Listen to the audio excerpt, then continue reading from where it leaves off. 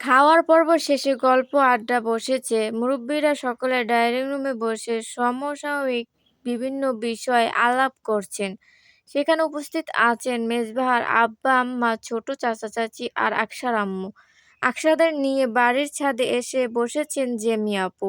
আপুর একমাত্র ছেলের নাম আয়ান, বয়স বছর তিনেক ওর।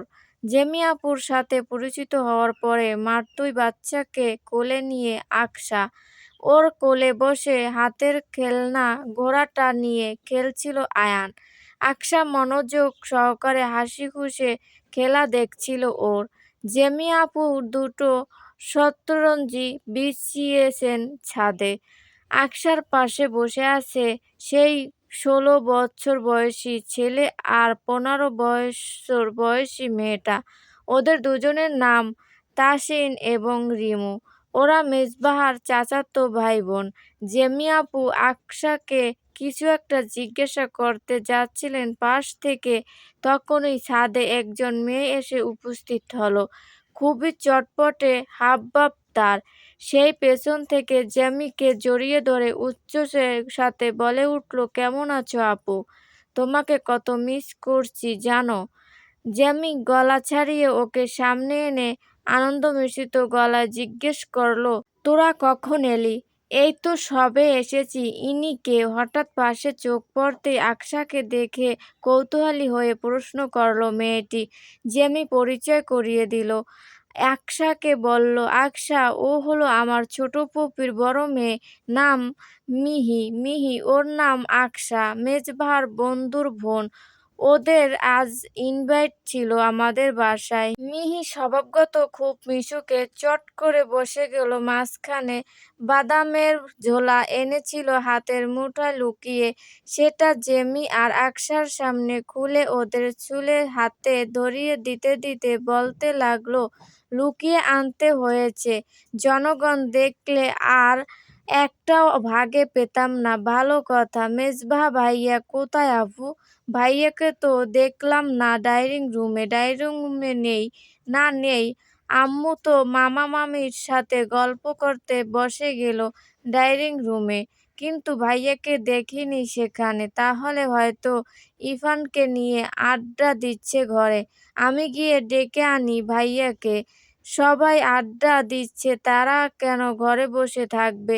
মিহি দ্রুত উঠে গেল শতরঞ্জি ছেড়ে। পেছন থেকে জেমি বলল, যাস না মিহি, ও এখন এখানে আসবে না। শুধু শুধু যে লাভ নেই। আকসার কেমন যেন খটকা লাগলো। মেজবাহা এখানে আসবে না কেন? ও আসছে বলে? হ্যাঁ, সেটা হতেই পারে। হওয়াটাই বরং স্বাভাবিক, কারণ পুরোটা সময় মেজবাহ ওর থেকে দূরত্ব বজায় রেখেছে। এমনকি গতদিনও আজ ডাইনিং টেবিলেও ও ওঠার পরে খেতে বসেছে। এমনকি ওর মুখোমুখিও বসেনি। ওকে এড়িয়ে যাওয়ার জন্য বেসিনের কলও খুলে এগোয়নি। আকসা তো এতটুকু ভালোভাবেই বুঝে গেছে যে মেজবাহ ওকে এড়িয়ে চলছে এবং ভবিষ্যতেও এড়িয়ে যাবে। এখানে ও আছে একথা মেজবাহ জানে। তার মানে নিশ্চয়ই মেজবাহ এখানে আসবে না। এই কথাটা তো আকসা ভালোভাবেই জানে, কিন্তু জেমি আপু কিভাবে এতটা নিশ্চিত হলো মেজবাহ যে আসবে না? সে কিভাবে জানলো? ব্যাপারটা স্বাভাবিকভাবে নেওয়া যেতে পারত, কিন্তু কেন জানি আকসা চেষ্টা করেও স্বাভাবিকভাবে নিতে পারছে না। মনে একটা খটকা থেকেই যাচ্ছে। আকসা জেমি আপুর সাথে কথা বলছিল ওর পড়াশোনার বিষয়, ভার্সিটির লাইফ কেমন কাটছে এসব নিয়ে। তখনই সিঁড়িতে খটাখট চলনের শব্দ শুনে ঘাড় ঘুরিয়ে তাকিয়ে দেখল ওর বড় ভাই আর মেজভা এসে দাঁড়িয়েছে ছাদের দরজার সামনে। মিহি পাশে দাঁড়িয়ে ছিল। মেজবাহার এক হাত ওর দুহাতের শক্ত করে জড়িয়ে ধরে রাখা। মিহি আরো জোরে সামনের দিকে ওদের টেনে নিয়ে এসে জোরে বলতে লাগলো, দেখো আপু, ভাইয়ারা বসে দাবা খেলছিল, জোর করে টেনে এনেছি আমি। মিহিরা এগিয়ে এসে শতরঞ্জির সামনে ওদের মুখোমুখি সারিতে দাঁড়ালো। মেজবাহা পকেটে হাত গুজে এক কোণে দাঁড়িয়ে রইল। ইরফান গিয়ে আকসার পাশে বসে পড়ল। জেমি একবার আকসাকে দেখে আরেকবার মেজবাহাকে দেখল। জেমির মুখ কিছুটা বিষণ্ণ, মনে হচ্ছে চিন্তিত ভীষণ। জেমি মিটি যাওয়া স্বরে মেজবাহাকে উদ্দেশ্য করে বলল, ভাই এখানে এসে বস। মেজবাহা হাবভাব দেখে মনে হচ্ছিল না যে সে এখানে বসবে, তবে বড় বোনের কথা শুনে বসে পড়ল তার পাশে। আয়ান কাঁদছিল খিদে পেয়েছে বলে। আকসা ওকে জেমি আপুর কোলে দিল। মিহি সেই কখন থেকে কথা বলেই চলেছে রিমু আর তাসরিনের সাথে। ইরফান ফোন স্ক্রল করছে। আশকার চোখ স্বভাবত মাঝে মধ্যে মেজবাহার দিকে পড়ছে, তবে মেজবাহা একবারও ওর দিকে ফিরে তাকাচ্ছে না। হঠাৎ মিহি বলে উঠল, এখানে যে গল্প আড্ডা হচ্ছে তা কি বোঝার উপায় আছে? এ পাশ থেকে ইরফান জিজ্ঞাসা করল, কেন, কি হয়েছে? মিহি বলল, আকসাটা কেমন যেন মনমরা লাগছে, একটু জাঁকজমকপূর্ণ হওয়া দরকার। দাঁড়াও, আমি আসছি। কথাটা বলে মিহি দৌড়ে উঠে চলে গেল সিঁড়ির দিকে। জেমি আয়ানকে ফিটার খাওয়াতে খাওয়াতে পাশ ফিরে মেজবাহাকে বলল, খালামণির বাসায় তো গিয়েছিলি গতদিন, তাদের কেমন অবস্থা জানালি না তো ভাই। সবাই ভালো আছে আবু? তোমার ইশতিয়াকের কথা মনে আছে? ছেঁচড়া এখন কত বড় হয়ে গেছে জানো? 3 বছর পর এই গেলাম, তখন ছোট একটা বাচ্চা ছেলে ছিল, আর এখন লম্বা হয়েছে খাম্বার মতো বেটা ছেলে হয়ে গেছে। হাসতে হাসতে কথাগুলো বলতে লাগলো মেজবাহা। আকসা অবাক চোখে চেয়ে রইল। এই লোক এত সুন্দর করে কথা বলে তার ভাই বোনদের সাথে, বিশেষত জেমি আপুর সাথে বোধহয় একটু বেশি ফ্রি। মেজবাহার মন খুলে কথা বলা দেখেই বোঝা যাচ্ছে তাদের মধ্যে বেশ ভালো বন্ধুত্বপূর্ণ সম্পর্ক। মেজবাহা বোধহয় তার সকল কথা জেমি আপুকেই বলে। আকসা মুখে কিছু না বলেও ওর মনে একটা অদ্ভুত নাম না জানা অনুভূতির সঞ্চার হতে লাগলো। ও একধানে তাকিয়ে দেখতে লাগলো মেজবাহা জেমি আপুর সাথে কত সুন্দরভাবে গল্প করছে হাসি মুখে। হঠাৎ কথার মাঝে আশকার দিকে চোখ পড়তেই মেজবাহার চোয়াল শক্ত হয়ে গেল। ওর দৃষ্টি অন্যদিকে ফিরিয়ে নিল। জেমি মেজবাহাকে এভাবে হঠাৎ ঘুরতে যেতে দেখে আকসার দিকে শঙ্কিত চাহনিতে তাকালো। মেজবাহার আব্বা এজাজ মাহমুদ আর ছোট চাচা জালাল মাহমুদ একই সোফায় বসে আছেন। আকসার আম্মা আয়েশা বেগমের পাশে মেজবাহার চাচি ফাতিমা খাতুন আর ফুফি রিতু বেগম বসে আছেন। ঈশা বেগম পান আনতে ভেতরে গিয়েছেন। যদিও এখনকার কেউ সচরাচর পান খায় না, তবে অতিথি আপ্যায়নে দেওয়া হয়। এজাজ মাহমুদ এবং জালাল মাহমুদ এতক্ষণ নিজেদের মধ্যে নিচু স্বরে আলোচনা করছিলেন কিছু বিষয়। মূলত কিছুক্ষণ আগে তাদেরকে তাদের বউরা ভেতর ঘরে ডেকে নিয়ে কিছু কথা বলছিলেন। সেই বিষয়ে আলোচনা এগোনোর তোড়জোড় চলছে। ফাতিমা খাতুন তার স্বামীকে চোখের ইশারায় বোঝালেন কথাটা বলতে, কিন্তু জালাল মাহমুদ স্তব্ধ হয়ে স্ত্রীর ঘাড়ে দায়িত্বটা চাপিয়ে দিলেন।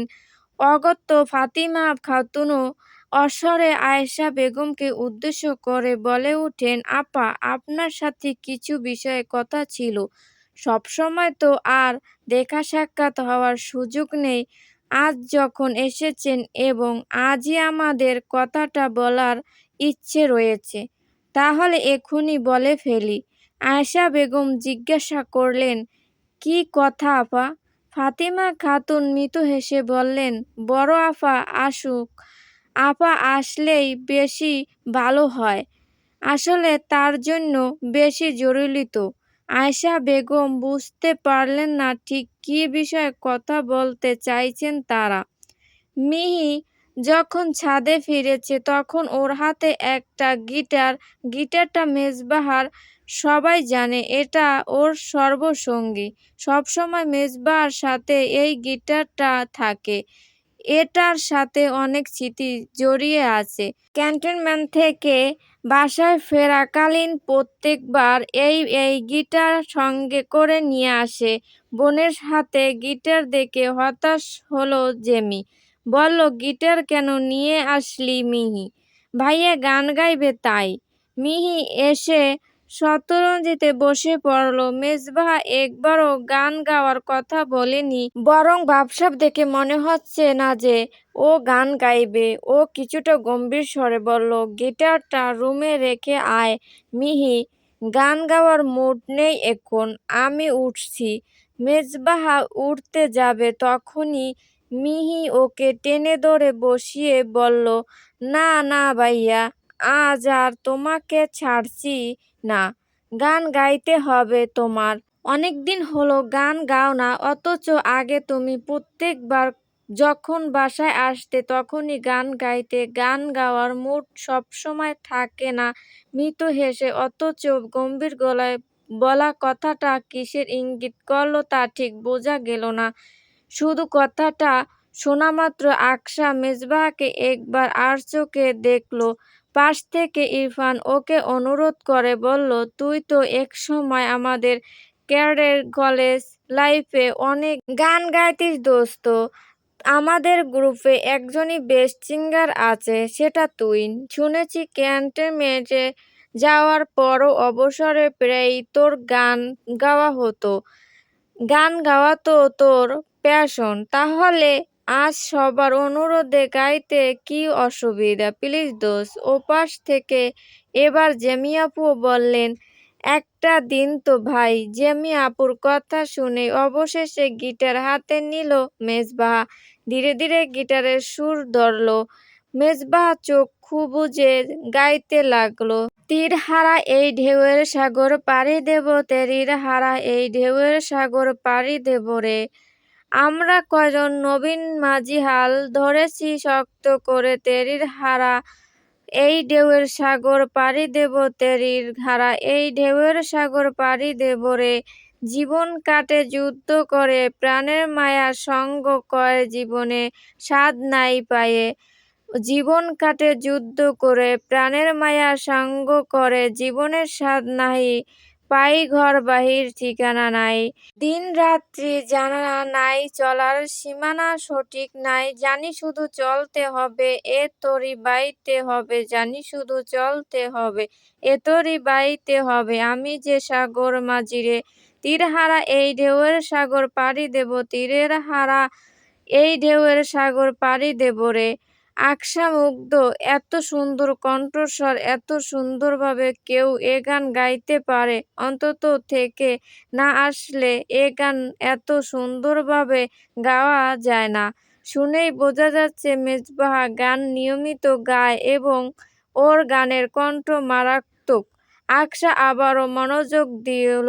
মেজবাহা গাইছে, জীবনের রঙে মনকে টানে, নাকের ওই গন্ধ কেমন জানি না, জ্যোৎস্নার দৃশ্য চোখে পড়ে, নাতারাও তো ভুলে কবু ডাকে না, জীবনের রঙে মনকে টানে, নাক ফুলের ওই গন্ধে কেমন জানি না, জ্যোৎস্নার দৃশ্য চোখে পড়ে, নাতারাও তো ভুলে কবু ডাকে না, জীবনের রঙে মনকে টানে।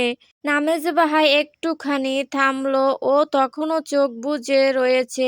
এবার আরো বেশি গলা ছেড়ে গাইতে লাগলো, বৈশাখের ওই রুদ্র ঝড়ে আকাশ যখন ভেঙে পড়ছে রে, পাল আরো ছিঁড়ে যায়। ও বৈশাখের ওই রুদ্র ঝড়ে আকাশ যখন ভেঙে পড়ে, ছেঁড়া পাল আরো ছিঁড়ে যায়, হাত ছানি দেয় বিদ্যুৎ আমায়, হঠাৎ কে যে শঙ্খ শোনায় দেখি, ওই ভোরের পাখি গায়, তবু তরি বাইতে হবে, খেয়া পারেন নাইতে হবে, তবুও তরি বাইতে হবে, খেয়া পারেন নাইতে হবে। যত ঝড় উঠুক সাগরে, তীর হারা এই ঢেউয়ের সাগর পাড়ি দেব, তরির হারা এই ঢেউয়ের সাগর পাড়ি দেব রে। অসহ্যকর সুন্দর। লোকটা বোধহয় সিঙ্গার হতে যেয়ে ভুলে আর্মি অফিসার হয়ে গিয়েছে। এ পর্যায়ে এসে আকশার মনে হলো মেজবাহর বুক ভার হয়ে আসছে।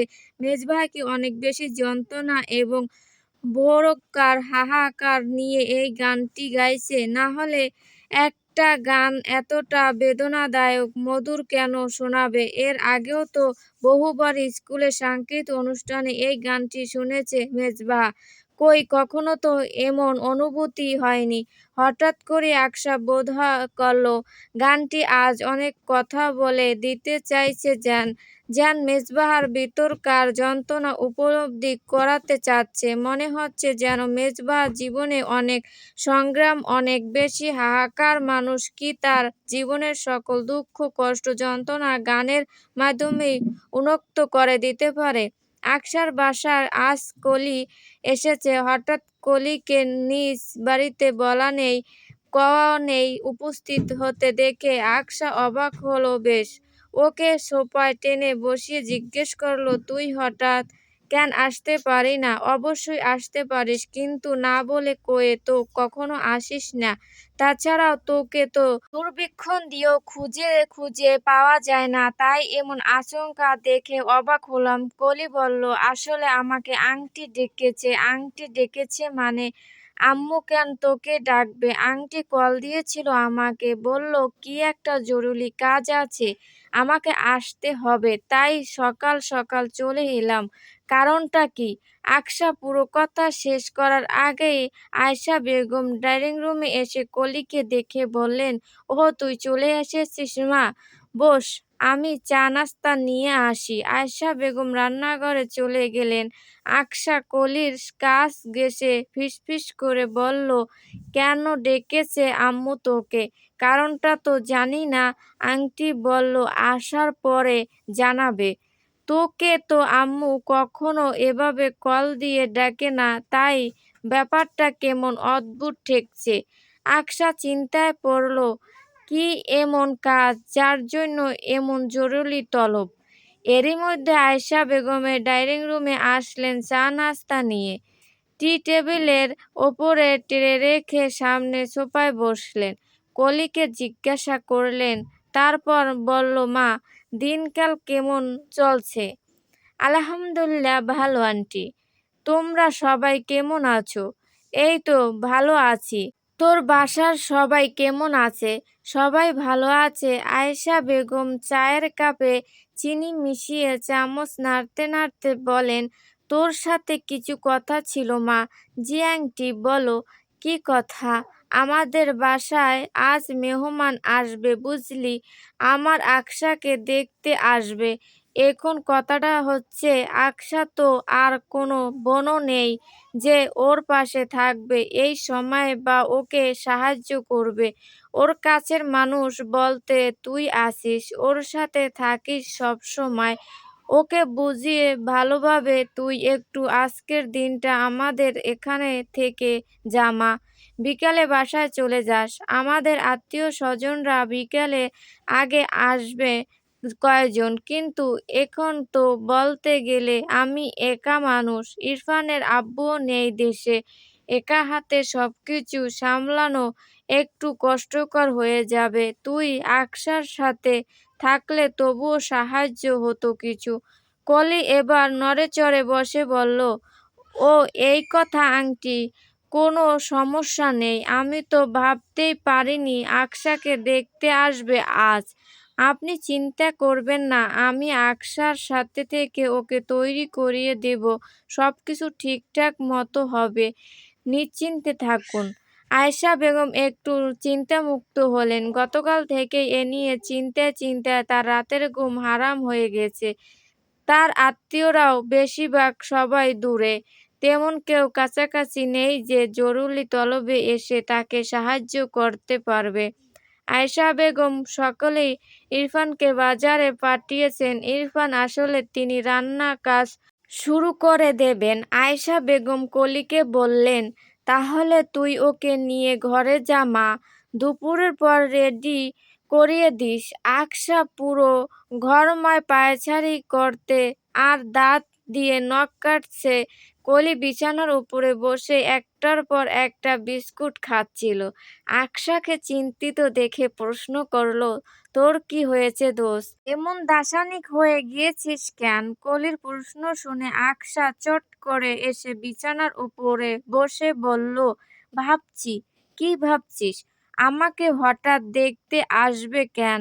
দেখতে কেন আসে তুই জানিস না? জানবো না কেন? অবশ্যই জানি। তবে কথা হচ্ছে এমন হুট করে ইচ্ছে কেন সবকিছু? আম্মু তো আমাকে আগে কিছু বলেনি। তার হাবভাব দেখেও কোনো কিছু আন্দাজ করতে পারিনি। একদম স্বাভাবিক ছিল। কিন্তু কারা দেখতে আসছে ছেলেকে এসব কিছুই তো জানি না। কলি বলল, তুই বরং এক কাজ কর, আন্টিকে গিয়ে জিজ্ঞাসা কর। আকশা কপট বিরোধ করে বলে, ধুর কি যে বলিস না, আম্মুকে কি এসব কিছু জিজ্ঞাসা করা যায়? কি না কি ভেবে বসবে। তাহলে আর কি করবি? ওয়েট কর, বিকেলে তো পাত্রপক্ষ আসতেছেই, তখন না হয় দেখে নিস। পাত্রপক্ষের কথা শুনে আকশার স্বাভাবিক মুখ কিঞ্চিৎ বর্ণ হয়ে উঠল।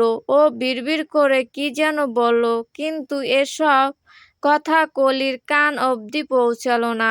দুপুরের খাবার খেয়ে আধ ঘণ্টাখানেক মতো বিশ্রাম নিয়েই কলি তাড়াহুড়ো করে আকশাকে তৈরি করতে শুরু করেছে। এমনিতে আকশা নিজেই খুব ভালো শাড়ি পরতে পারে, তবে আজ কলি ওকে শাড়ি পরতে সাহায্য করল। তাড়াহুড়ো করা হচ্ছে খুব, মেহমান নাকি আর আধ ঘন্টার মধ্যেই চলে আসবে। আকশা দাঁড়িয়ে ছিল, কলি ওর শাড়ির কুচি ঠিক করে দিচ্ছিল বসে। তখনই ইরফান বাহিরে থেকে দরজায় নক করলো। বাইকে দেখে আকশা ভেতরে আসতে বলল। ইরফান ভেতরে প্রবেশ করতেই দেখলো ওর হাতে একটা বেলি ফুলের খোফরা গাজরা। সাধারণ ইরফান প্রায় তার ছোট বোনের ফুল কিনে দেয়। মানুষ প্রেমিকের কাছ থেকে ফুল পাওয়ার জন্য ছটফট করে, এদিকে আকশা তার ভাইয়ের নিকট হতে ফুল পাওয়ার জন্য মুখিয়ে থাকে। অন্যদিক ফুল দেখতে খুব বেশি উচিত হতো, চট করে ভাইকে জড়িয়ে ধরে আই লাভ ইউ ভাইয়া বলে দিত। তবে আজ সেসব কিছুই ঘটল না। আকশার মুখের বলিরেখার ন্যূনতম কোনো পরিবর্তন ঘটল না, বরং মুখ আগের মতোই নীলবর্ণ হয়ে রইল। ইরফান ড্রেসিং টেবিলের ওপরে ফুলের গাজরা রেখে কলিকে উদ্দেশ্য করে বলল, বনুকে ফুলের গাজরা পরিয়ে দিও তো কলি। আর মুখে বেশি প্রসাধনী ব্যবহার করো না, আমার বোনকে ন্যাচারালি ভালো লাগে। ইরফান কলিকে বুঝিয়ে শুনিয়ে দিয়ে ঘরের বাইরে যাওয়ার জন্য পা বাড়াতেই আকশা পেছন থেকে ডাক দিল, ভাইকে। ইরফান পেছনে ফিরে তাকাতেই আকশা ওকে জিজ্ঞেস করলো, হঠাৎ আমাকে দেখতে এসেছে কেন? ইরফান একটু স্তব্ধ করে বলল, আসলে তাদের একটু তাড়া আছে আকশা, এজন্যই সবকিছু তাড়াহুড়ো করে হচ্ছে, না হলে আমরা সময় নিতাম। কারা দেখতে আসছে সে তো আসলেই দেখতে পাবি। ইরফানের ঠোঁটের কোণে মুচকি হাসি, বোঝা গেল ও এখনই কিছু বলতে চাইছে না, তবে এই বিষয়টা নিয়ে ভীষণ খুশি। তখনই ইরফানের ফোন বেজে উঠল। ও ফোন বের করে হাতে নিয়ে স্ক্রিনে দেখে বলল, এই তো আব্বু কল দিয়েছে, নে তুই আগে কথা বল। আকশার হাতে ফোন ধরিয়ে দিয়ে ঘরের বাইরে চলে গেল ইরফান। আকশা ফোন কানে নিয়ে বলল, আসসালামু আলাইকুম আব্বু, কেমন আছো? আলহামদুলিল্লাহ ভালো আছি আম্মু, তুমি কেমন আছো? এই তো ভালো আছি। দুপুরে খাওয়া দাওয়া করেছো তো ঠিক মতো? হ্যাঁ আম্মু, মাত্র খেয়ে উঠলাম। তুমি কি এখন তৈরি হচ্ছ? জি আব্বু। মেহমান এখনো আসেনি, এই তো চলে আসবে এক্ষুনি। আকশা ভালো করে বুঝলো ওর অজান্তেই সবকিছু হয়েছে এবং ওর সাথে প্রত্যেকে সংযুক্ত, সবাই সবকিছু জানে। ইশাক খন্দকার ফোনের ওপাশ থেকে বলেন, কিছু কথা বলি আম্মু, শোনো। জি আব্বু বলো। বিয়ের সব কার্যকলাপ যে আমরা খুব তাড়াহুড়ো করতে চেয়েছি তা ঠিক নয়। আসলে ছেলের জন্যই তাড়াহুড়ো করা হচ্ছে। ছেলের বাবা জানিয়েছে ছেলের হাতে সময় খুব কম, এজন্য বিয়েটা তাড়াতাড়ি সারতে হবে। তাছাড়াও ছেলে ভালো বলে আমরা এই সম্বন্ধটা হাতছাড়া করছি না। তোমার আম্মার কাছে শুনেছি সব। এ পর্যন্ত অনেকবার তো দেখলাম তোমার জন্য, কিন্তু কোনোটাই আমার মনে ধরেনি। এবার যেই ছেলের সাথে তোমার বিয়ের কথাবার্তা চলছে তাকে আমার খুব পছন্দ। ১ম এ শুনেছি রাজি হয়ে গেছি। তাহলে বুঝতেই পারছো সম্বন্ধটা আমার ঠিক কতটা পছন্দের। আশা করি তুমি আমার আব্বুর পছন্দের ওপর বিশ্বাস রাখবে। তবে তোমাকে আমরা কোনো কিছুতেই জোর করছি না। বিয়ের বয়স হয়েছে তাই বিয়ের কথাবার্তা বলছি। যদি তুমি চাও তাহলে নিষেধ করে দেব। আর যদি তোমার নিজের কোনো পছন্দ থাকে তাহলে বলতে পারো। আমি তোমার আব্বু অবশ্যই গুরুত্ব দেব। তোমার ইচ্ছার উপরে কোনো কিছু যাবে না। আকসার ওর আব্বুকে ভরসা দিয়ে বলল, আমার কোনো পছন্দ নেই আব্বু। তোমার ওপর বিশ্বাস আছে আমার। তুমি কখনো আমার জন্য খারাপ ছেলে পছন্দ করবে না। ঠিক আছে মা, ওর আসুক। তুমি ওদেরকে দেখে কথাবার্তা বলো। তারপর রাতে কল দিয়ে আমাকে তোমার সিদ্ধান্ত জানিও। এখন রাখছি আম্মু। তুমি তৈরি হয়ে নাও। ইশাক খন্দকার কল কেটে দিলেন। আকসা লম্বা করে শ্বাস টেনে নিল। অস্থির হচ্ছে ওর। এর আগে বিয়ের কথাবার্তা হলো এমন আয়োজন করে ওকে দেখেনি কোনোদিন। আজই ১ম। এজন্য নার্ভাস লাগছে প্রচণ্ড। এই হালকা শীতের মধ্যেও প্রচণ্ড পরিমাণে ঘামতে শুরু করল। তৎক্ষণাৎ শাড়ি পরানো হয়ে গেছে। কলি উঠে আকসার চুল সুন্দর করে পেছনে ক্লিপ দিয়ে টেনে পিঠের ওপরে ছড়িয়ে দিল।